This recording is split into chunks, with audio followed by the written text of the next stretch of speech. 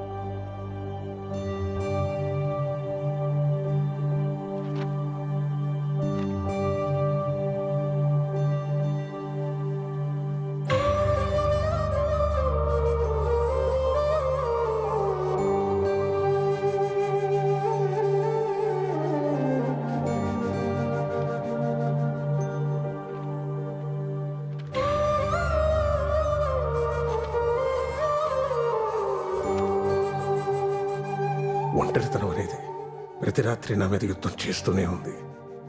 దాని మీద ధైర్యంతో గెలుస్తూ వచ్చాను. కానీ రాత్రి ఒంటరితనం ముందు నా ధైర్యం ఓడిపోయింది. నేను బాగానే ఉన్నానని మీరు అనుకోవచ్చు, కానీ అస్సలు బాలేను.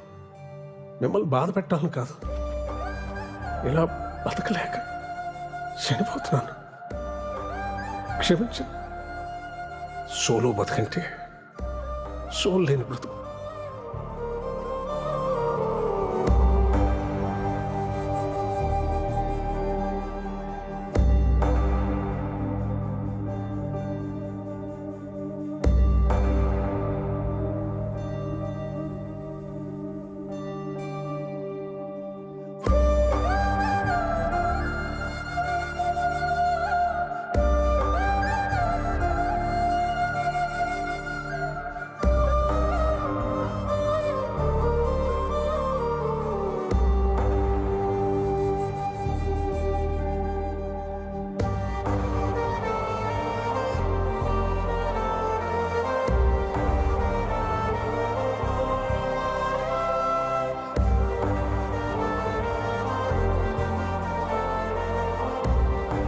విరాట్, సోలో బతికే సో బెటర్. ఒక్కసారి మన కన్నీళ్లు తుడుచుకోవడానికి మన 2 చేతులు సరిపోవా? మీరు నాకు ఆరాధ్య దైవం సార్. మీ అమ్మాయిని మార్చి పెళ్లి చేసుకున్న బాధ్యత నాది. అందరికీ దూరంగా ఆస్ట్రేలియా వెళ్ళిపోతాను.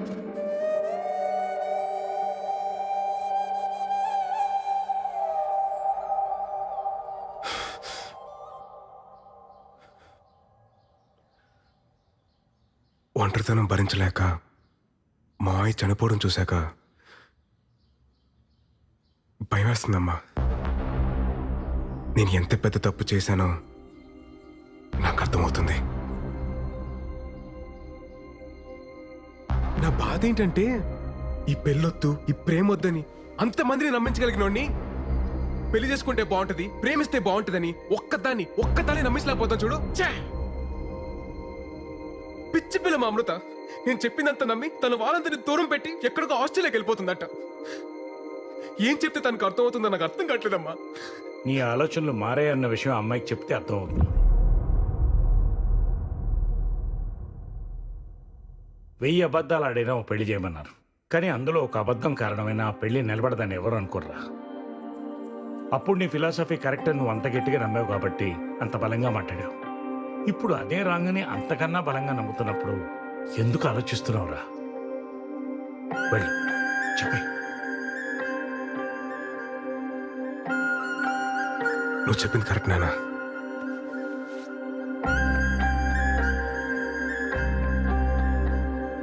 హలో అమృత, నేను మీకు ఇంపార్టెంట్ విషయం చెప్పాలి. ఒకసారి కైలాసగిరికి వస్తారా? షూర్ సార్, వస్తాను. ఓకే అండి, బాయ్.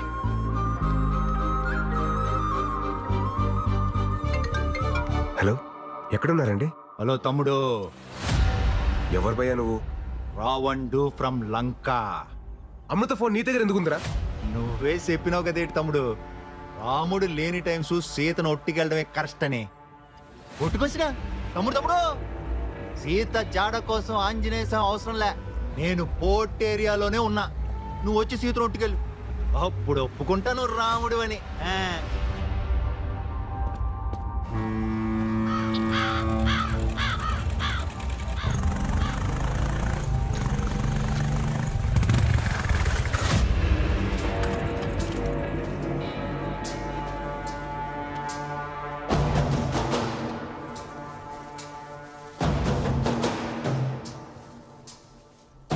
తమ్ముడు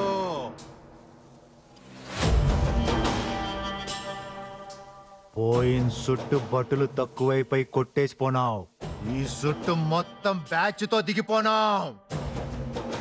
ఒళ్ళి పిప్పాడు. ఇదిగో కుంభకర్ణుడు, ఇదిగో ఇంద్రజిత్తు. ఇప్పుడు కొట్టి ఒట్టుకుపో, ఒట్టుకుపో. ఎలా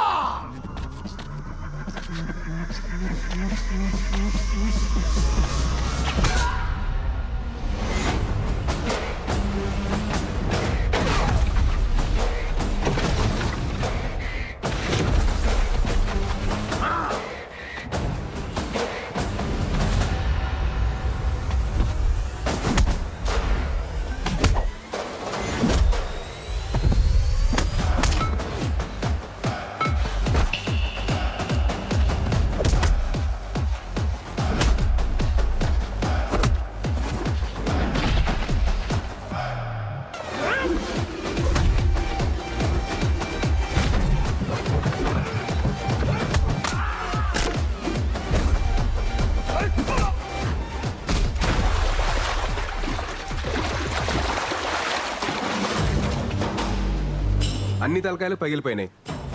మరి నీ సంగతి ఏంటి? నువ్వే చెప్పు తమ్ముడు. అది లంకైనా డొంకైనా పోర్ట్ అయినా కోర్ట్ అయినా చివరికి రాముడే గెలుస్తాడు. తమ్ముడు నువ్వు రాముడు, ఇది ఫిక్స్. నేను ఎలా తమ్ముడు? ఉమ్. తమ్ముడు మళ్ళీ గొప్ప క్లారిటీ ఇచ్చాడా? అదండి అదండి వెళ్దాం. మరి సీత పరిస్థితి ఏంటి? వాడెవడో రావణ్ అంటాడు, కాదంటాడు. మిమ్మల్ని అందరూ రాముడు అంటారు, అది మీకు అర్థం కాదు. ఏమంటున్నారండి? నేనే మీతో ఒక ఇంపార్టెంట్ విషయం చెప్పాలనే కదా మిమ్మల్ని కలుద్దాం అన్నాను. నేనే మీతో మాట్లాడాలని వచ్చాను. మీరు కాల్ చేయకముందు ఏం జరిగిందో మీకు తెలియాలి సార్. అన్నీ రెడీ చేసి పెట్టు. ఓకే సరే బాయ్. ఆస్ట్రేలియాకి వెళ్తున్నావు అంటగా. బ్యాంక్ మేనేజర్ ఫోన్ చేశాడు. డబ్బు కోసం లోన్కి వెళ్ళాల్సిన అవసరం లేదు. నీకెంత అవసరమో చెప్తే నేనే ఏర్పాటు చేస్తాను. నాన్న నేను ఎందుకు ఇంక నిన్ను ఇబ్బంది పెట్టను అమృత. నీకు నచ్చినట్టే చేసుకో. కానీ నాకు మీ అమ్మకి నువ్వు మాత్రమే ఉన్నావన్న విషయం మర్చిపోక అమృత. పాపం ఆ అబ్బాయి ఏమైపోతాడు? తనకి నాకు మధ్య ఏం లేదు నాన్న. ఈ రిలేషన్స్ ఎమోషన్స్ ని చాలా స్ట్రాంగ్ గా వ్యతిరేకిస్తారు మా సార్. మీ ఇద్దరి మధ్యన ఏమీ లేకపోతే నీకింతమంది ఫ్రెండ్స్ ఉండగా అతనికే నువ్వెందుకు ఫోన్ చేశావు? ఎటువంటి ఎమోషన్స్ లేనివాడైతే ఎందుకు రాత్రంతా మన ఇంట్లో మనిషిలాగా మనతోనే ఉన్నాడు? నేను మీ అమ్మ విషయంలో ఎందుకు కంగారు పడ్డానో తెలుసా? అది లేకపోతే నా బ్రతికేంటో నా ఒక్కడికే తెలుసు కాబట్టి. ఇప్పుడు ఇదంతా నీకు మెలోడ్రామాలా ఉండొచ్చు. రేపన్న రోజున ఆ అబ్బాయి నీ పక్కన లేనప్పుడు ఆ విరితి ఏంటో నీకే తెలుస్తుంది.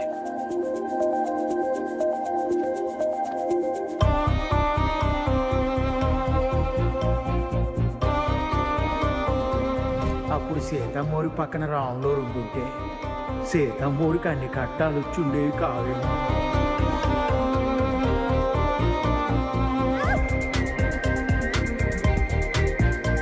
నాకెప్పుడు ఏ టఫ్ సిచ్యువేషన్ వచ్చినా అక్కడ భలే ఉంటారు సార్ మీరు. సోలో బతుకంటే సోల్ లేని బ్రతుకు.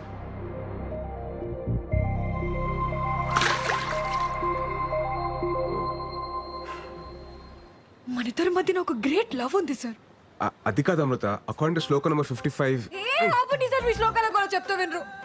చెప్తున్నాను కదా ఇవన్నీ తప్పని. తప్పే తప్పే. ఒక్కసారి మీ బ్రెయిన్ ఆఫ్ చేసి హార్ట్ తో ఆలోచించండి సార్ ప్లీజ్. మీకు అర్థమవుతుంది. అది కాదు Amrutha. According to my philosophy solo బ్రతికే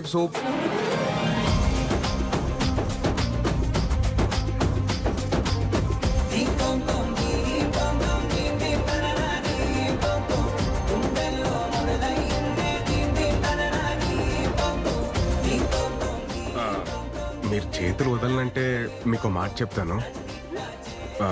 నా ఫిలాసఫీ ట్రాష్ అని నాకు ముందే తెలుసు. వదిలేస్తాం. గట్టి పట్టుకో, ఇంకా గట్టిగా.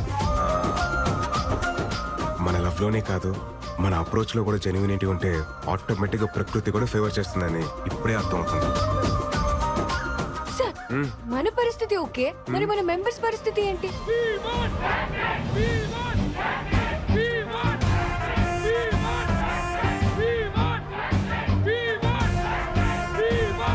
నెంబర్ 44 లైఫ్ లో మనని హట్ చేసే పర్మిషన్ ఎవ్వరికి ఇవ్వద్దని మా అందరికి మీరే చెప్పి ఇప్పుడు మీకు అన్ని కుదిరాయని పులిహార కలిపేస్తారా?